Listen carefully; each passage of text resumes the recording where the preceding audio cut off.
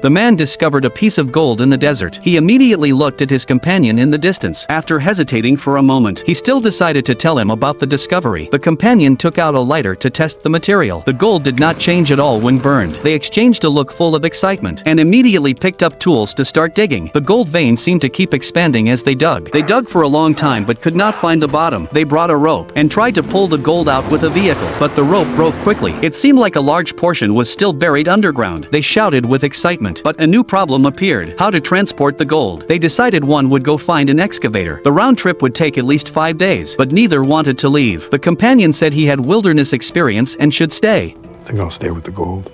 The companion reluctantly agreed. The next day, he left food and a satellite phone, then drove away. The man reburied the gold and began to wait alone. But the days in the desert were especially harsh. As the food ran low, he could only pass the time by sleeping. But when he woke up, his forehead was burned by the scorching sun. He began to question whether it was all worth it. He decided to take a large piece of gold first, thinking this amount was enough. He did not need to risk his life for more. At that moment, the satellite phone rang. You had something like this land in your lap before?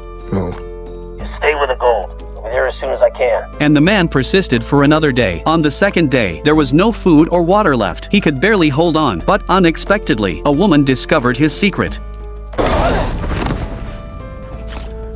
At this time his face was completely burned by the sun, and his former kindness had disappeared completely because of greed. The next day, the man received another call from his companion, who said it would take a few more days. Suddenly, a car came speeding in the distance. Maybe at that moment, he could take the gold and stop the car and be saved, but he chose to hide behind the tent, afraid of being discovered. Shortly after the car left, a strong sandstorm hit. The tent could not withstand the fierce wind. When he woke up again, he found himself severely injured. The man was already extremely weak, but he still used all his strength to crawl toward the gold. In a daze, he saw the dead woman. Hunger made it hard to tell reality from illusion. Suddenly, the woman's voice spoke. She said there was water and supplies not far away, and she could take him there if he needed. No. You'll die if you don't. Go! So you didn't see me, sister?